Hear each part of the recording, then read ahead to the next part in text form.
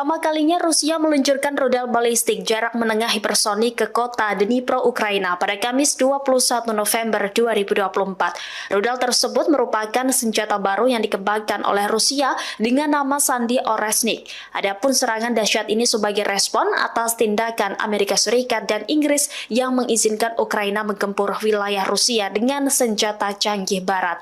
Presiden Rusia Vladimir Putin mengklaim serangan rudal tersebut sukses menghantam fasilitas militer Ukraina.